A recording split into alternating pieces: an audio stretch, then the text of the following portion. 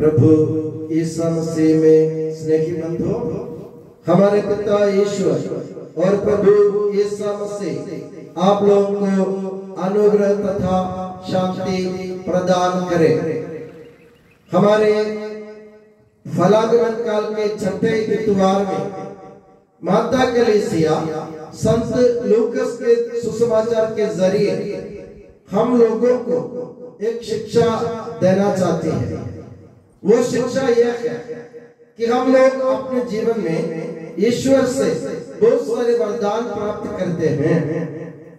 हम प्रभु की करुणा के लिए उनसे विनती करते हैं और प्रभु अपनी करुणा के कारण हम लोगों पर दया करते हुए हमें वरदान प्रदान करते हैं। हम अपने जीवन में वरदान प्राप्त करने के बाद हम संतुष्ट हो जाते हैं।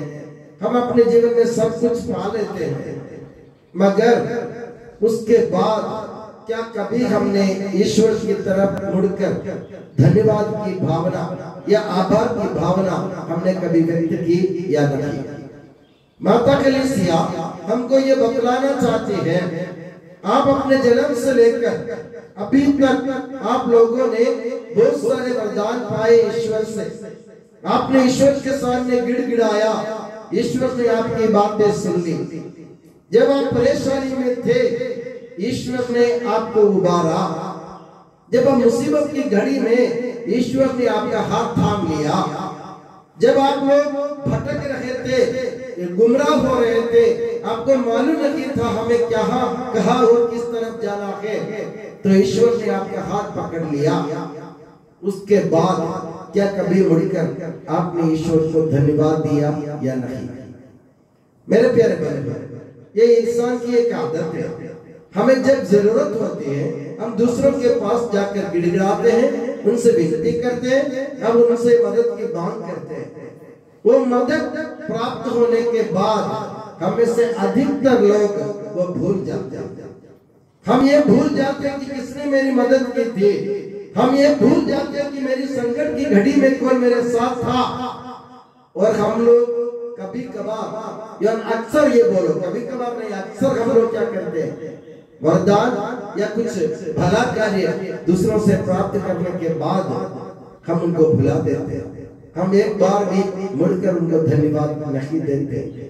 एक काम ईश्वर सहज नहीं कर सकता, क्योंकि ईश्वर जब आप बुलाते हैं, जब आप गिड़गिड़ाते हैं, जब आप खटखटाते हैं, जब आप रोते हैं, जब आप विलाप करते हैं, जब आप प्रलाप करते हैं, सुनने के लिए ईश्वर आपके पास है।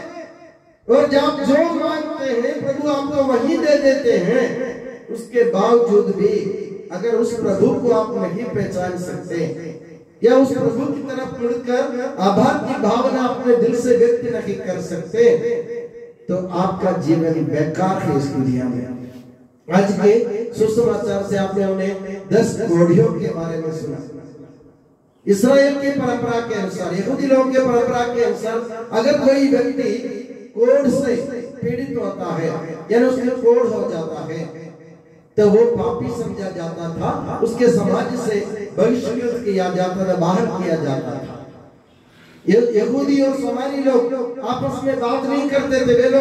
वे दोनों दुश्मन थे। समारी लोगों के बीच में भी यही प्रथा थी, अगर कोई कोढ़ से पीड़ित होता है उसे समाज से बहिष्कृत किया जाता है, उसे दूसरे लोगों के साथ व्यवहार करने का या उनके साथ रहने का मौका नहीं मिलता था। तो 10 घोड़ी हम आज के सुसमाचार में पाते हैं, जो प्रभु यीशु मसीह के सामने आकर गिड़गिड़ाते हैं। वे लोग काम आते हैं प्रभु से मिलने के लिए, यहूदिया और समारिया के सीमा क्षेत्र, क्योंकि यहूदी लोग जो कोढ़ से पीड़ित होते थे, उनको यहूदी लोग अपने सीमा क्षेत्र में छोड़ देते थे, अपने बाउंड्री के अंदर आने नहीं देते थे। और समारी लोग अपने समाज के कोढ़ से पीड़ित लोगों को समारिया की बाउंड्री में, यानी यहूदिया समारिया के बाउंड्री में छोड़ देते थे। और ये 10 घोड़ी प्रभु यीशु मसीह को वहीं मिले थे, समारिया और यहूदिया की बाउंड्री में। मतलब ये लोग किसी के नहीं थे, कोई उनके अपनाने के लिए तैयार नहीं थे, समाज से बहिष्कृत थे, लोग उनसे घृणा करते थे, लोग ये समझते थे कि ये पापी है। और इनको हमारे साथ में जीने का हक नहीं है, तो लोगों द्वारा तिरस्कृत, बहिष्कृत, लोगों द्वारा इनकार किए गए लोग थे कोढ़ी लोग। ऐसे 10 कोढ़ी लोग प्रभु यीशु मसीह के सामने आके गिड़गिड़ाते हैं और वे लोग कहते हैं प्रभु हम पर दया कीजिए। वे ये नहीं कहते हमें चंगाई दीजिए, वे ये समझते थे अगर प्रभु यीशु मसीह कृपा करेंगे, प्रभु यीशु मसीह दया करेंगे, अगर वे तरस खाएंगे तो हम लोग शुद्ध हो जाएंगे, हम अपने बीमारी से पीड़ित हो जाएंगे। इसलिए हम अपने पवित्र वरदान में आप देखिए, हम हमेशा जब घोषणा प्रार्थना बोलते हैं, उसके जवाब में जब परिचारक घोषणा प्रार्थना बोलते हैं, हम आनंद और उल्लास के साथ अपने प्रभु से विनय करें, हे प्रभु हम पर दया कर। हम लोग प्रभु की दया के लिए विनती करते हैं, हम चंगाई के लिए विनती नहीं करते। प्रभु की दया हमारे साथ होगी तो चंगाई अपने आप आ जाएगी। अगर प्रभु हम पर करुणा करेंगे तो हमारे जीवन में सब कुछ संभव होगा।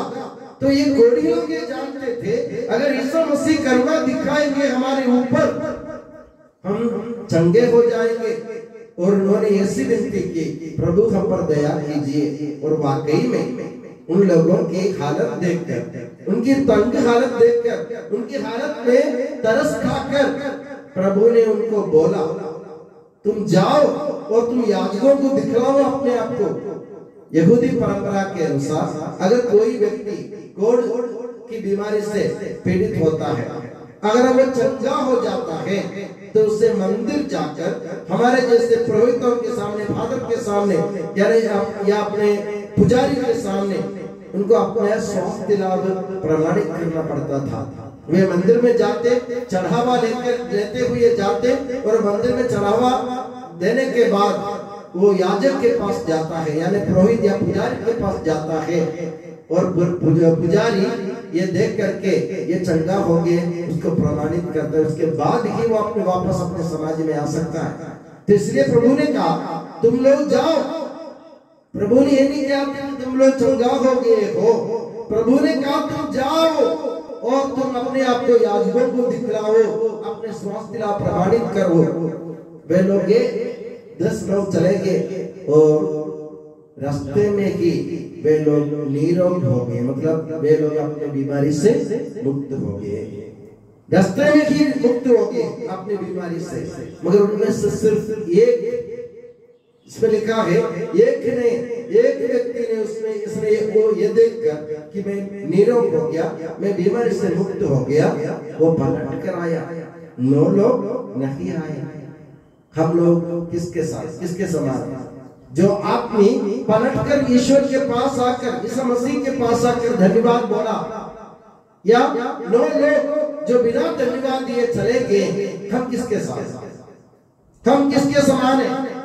अपने जीवन में वरदान पाने के बाद हम 10 कोढ़ियों में से किसके साथ हैं, किसके समान हैं? हम सोचने की बात।